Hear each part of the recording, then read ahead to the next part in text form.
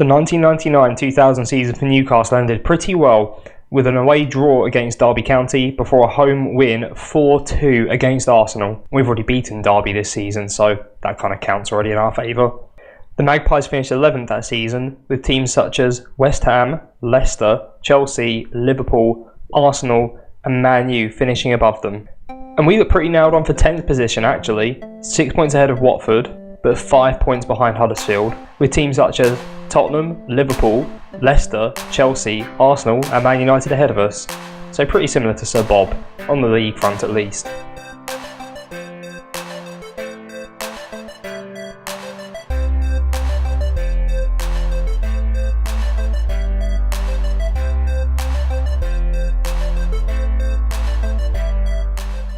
Hi guys, welcome back to TedRedwood FM. I am Ed. We are continuing with, I think it's episode 8 of Being Sir Bob, Newcastle United in Football Manager 2018.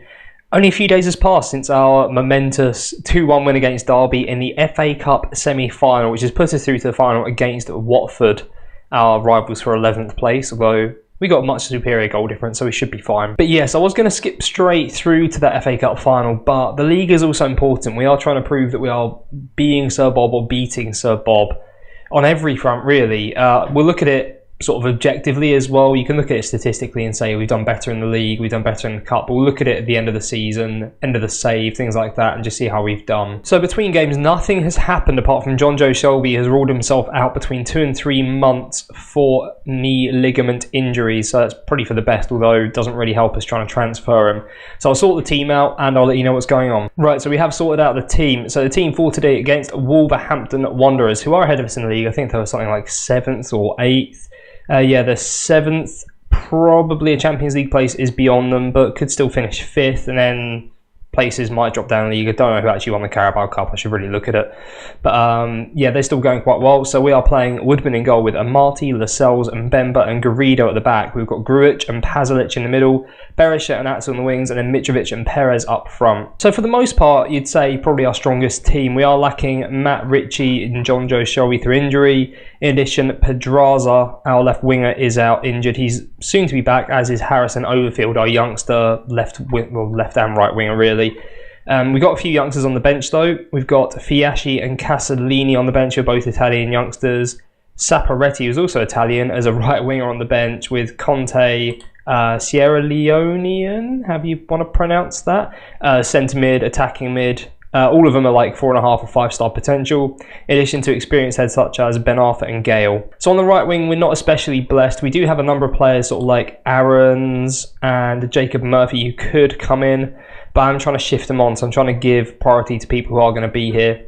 The reason I'm playing Woodman in goal as well, I kind of want to develop him. Obviously, we started this on an updated database, so everyone's a year older, so less likely to fill their potential. But seeing as Woodman is 22, there's still a bit of growth in him. Apparently, he's a 4-star potential ability keeper. He'll also do really well, assuming we win the cup. He'll count for homegrown stuff, so we really need him to be developing as well. It'd be nice to keep him around long term. So Team Wolves are playing. They've got Patricio in goal. They've got Danny Bath or Bath at the back. Eli, who I've not heard of, and Bowley, who I think has just come in real life. Caceres and this guy on the wing backs, Vinagro, I don't know. Oliveira and Neves in the middle. Rafa, great name, and Jota on the wings with Jimenez up front. So I'd say on paper probably quite an even game actually. I guess we'll see. We've not really rotated since the Derby game. I guess bringing in Woodman is a bit of rotation. Grujic didn't start either, neither did Amati. So on that front it's a bit of a rotation, but it's still a pretty strong side. We don't really have a set 11 at this point. We're still relying a bit on people like Matt Ritchie, who, as much as I love him, he's worth a lot of money, and he's on a lot of money as well, and he's almost 30 in game anyway. So we are kind of looking at right wing options. I guess we'll see how that goes, but we're still using people like Iota, Perez and Mitrovic have been banging him in, so don't really want to just jog them on just yet. Anyway, it looks like Wolves might be having the first hire of the game. Silva. Who's Silva? Who, is that Jota? Yeah, I think Silva is Jota for whatever reason. Always confusing me with different names on backs. So at half time, it's 0-0, and that was the only highlight. I'm going to say I'm far from pleased and just see what they can do. Just coincidentally as well, it's actually when I'm recording this obviously, it's 9 years to the day since Sir Bobby Robson died. obviously he was such a great guy, and I didn't know of him before Newcastle because I was quite young. Please don't score, oh, that'd been terrible. But obviously left his mark on the world. His foundation does great things for cancer and stuff like that. So yeah, really remarkable guy. It's a sad day, but he did so much. He was awesome. Responsible for loads of my happy memories as a child as well, so cheers Sir Bob. Back to the game though at last. It's the 68th minute and this is the first highlight since the last one, as it would be if I'm showing you that. Berisha hits the bar, it comes off Rui Patricio and then Bowley clears it off the line. I think we're going to look at making some changes as my dog finds something on the floor. Poppy! It transpires she was eating a stone that looks like her dog food, so obviously. But Grujic is struggling a bit in the middle. We don't really have a defensive mid on the bench. By that I mean we don't have one at all. So Conte will come on and replace Pasalic with him. So Pasalic drops back into defensive mid. Pasalic is struggling a bit, but he's just going to have to get on with it now. Lascelles is struggling a little bit, so we'll bring on Casalini. So Casalini developing nicely, and just to remind you, he is... Or at least he was touted as someone, I can't remember who it is now, because he's not anymore. And then finally, we will bring on Hatem Ben Arfa for Berisha, just keep our right wing options fairly fresh. Don't want any horrible injuries to all of them, so yeah, rest a bit. With 10 minutes to go, nothing's really happened in this game, and it's not the worst ever. This will guarantee our 10th place, which is a shame we couldn't push on a bit more than that. We've had some really good points this season, especially getting to the FA Cup final is remarkable. I'd say 10th place in the league is pretty good. I think we inherited them in 10th or around 10th, but with 3 draws, it wasn't fantastic. And I still think we haven't actually drawn a game since our first game in charge in terms of 90 minutes anyway. But there it is, a 0-0 draw against Wolves. I'll say I'm far from pleased. I just wanted to see a bit more excitement really. And the only other thing to think about between games is Javi Garrido has performed really well in fairness in the league, 7.31 average. He is 1 game away from triggering a clause that will keep him on for another year. I think I'm just going to let that happen, to be honest, because he's performed well. I know he's only 2.5 star and that's apparently Championship, and he'll probably be League One by the end of next season, but good absolute backup, not overly expensive, so I'll probably keep him around. So we are back for the final league game of the season. We are guaranteed a 10th place finish. Huddersfield won their game, so we're 7 points behind them. We're 4 ahead of Fulham. So guaranteed 10th place, which isn't too bad. 15 wins, 5 draws, and 17 defeats. So a lot of defeats, but a lot of those came when we were sort of teething, which is a bit of a shame. There's some really good wins in there. We've beaten Man City, we've beaten Arsenal, we've beaten Tottenham. We performed quite well at times. We'll cover all this properly at the end of the season. In terms of the other ends of the table, both of them, because we're in 10th, so we're down the middle. Top 4, Leicester, Liverpool, and even Wolves are still vying for that 4th place finish. Man U won the league absolutely ages ago. They could break the 100 points as Man City did in real life this season. And then Crystal Palace need a draw pretty much to guarantee their survival, with Brighton a few goals behind on goal difference. So we'll be tight down there. In a way, I'm sort of hoping Palace go down. Burnley have gone down. I'm hoping Palace go down because there's a few players I wouldn't mind stealing.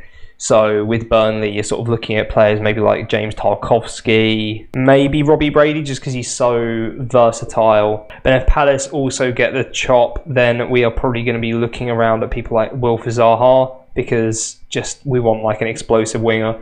We've got a couple out on loan, but it'd be nice to have one who's ready-made and good to go now. Normally a team down in 16th would cause us less of a challenge in Everton.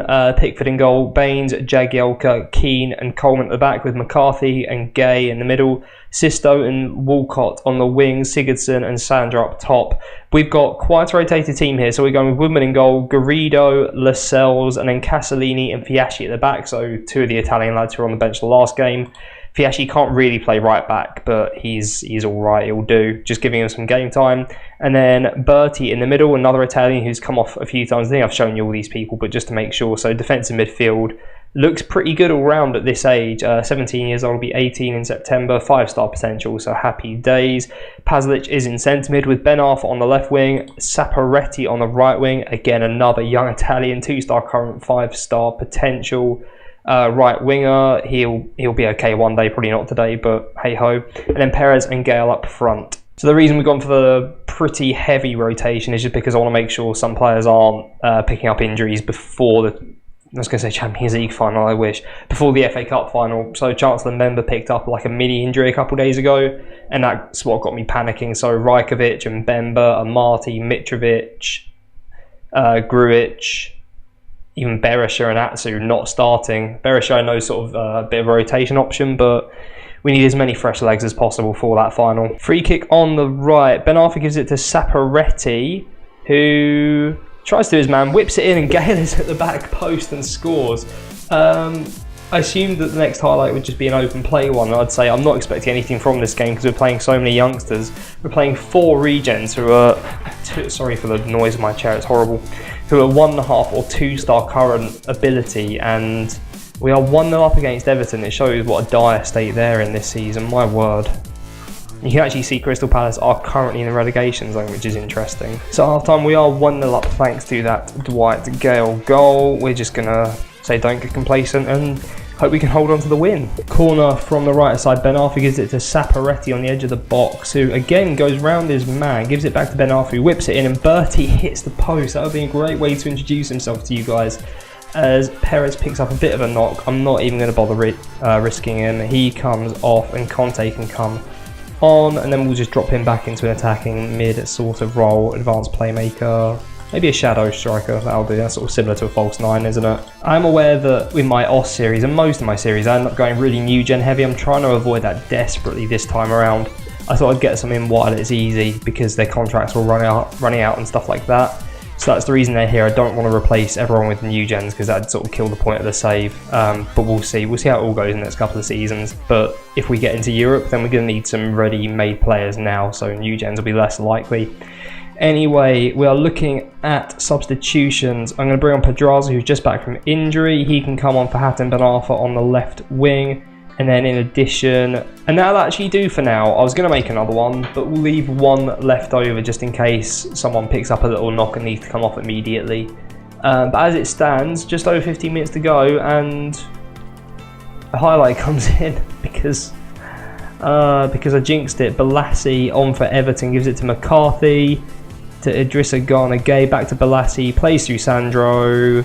There's the goal, hammers it in at the near post. Bit of a shame, but not really a surprise with two 18-year-old or one 17-year-old defender, two 17-year-old defenders. I even know they're young, okay? Corner on the left, Pedraza whips it into the box. Castellini's at the back stick. I think it hits the post from Pasalic, and Lascelles pokes in the rebound. So only a couple minutes after Everton's equaliser, we're back 2-1 up. Really good ending to the season, mimicking the 0-0 and then the win, hopefully at home, that Sir Bobby Robson had.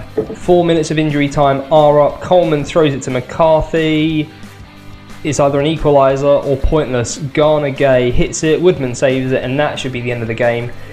I'd say it's a really successful season actually in the league, considering how we started. I didn't know what I was expecting really. We came in 3 games into the season with 3 points. We left it with more points than games, so technically we're doing better. There were a few iffy moments, especially after like 8 or 9 losses in a row, but overall, yeah, really happy with that in the league. And you can see there that Crystal Palace have actually been relegated on the last game of the season. So it's around this time we start sniffing around and seeing who's going to be available. Wilf Zaha's wanted. These players should hopefully have, no, they don't all have relegation release clauses, but hopefully a lot of them will be unhappy and will be able to force some moves. Perez only out between 1 and 3 days, which is awesome. That was a bit of a worry. Saparetti makes his debut, and I thought he was really good. Actually, he actually did assist a goal, okay, because he sort of assisted assists as well. Press conference, which we will do ourselves. Lascelles shines as we win. He's been great this season as well, Lascelles. Been really positive. I mean, 7.08 isn't superb, but it's pretty solid, and I'm happy with him. He's 25 years old, so he's got a few years left. He'll probably be with us the whole save, to be honest. We get 20.45 million for finishing in 10th. We pay out 1.1 million for finishing in 10th. We paid a load of bonuses for avoiding relegation as well. But finance is looking good. So we're on 27 million. We made a decent profit this season, so we get hit for tax next year. So I'll try and request some facilities around the end of the season, but we'll see how that goes. So we finish in 10th place, away from 11th. Not near to 9th, but hopefully moving towards the top half finish next time round as well. I know it's technically top half, but if we can sort of push 8th, 7th next year, then that'd be a really positive progression. But I guess we'll see. It depends what we're doing in Europe. But if you've enjoyed that, please do like and subscribe. Comment if you've got any ideas for transfer targets. I'm always interested. I'm going to try and not record this too much in advance, so it's quite current in terms of the comments. And then please do join me for the FA Cup final in the next video. Cheers.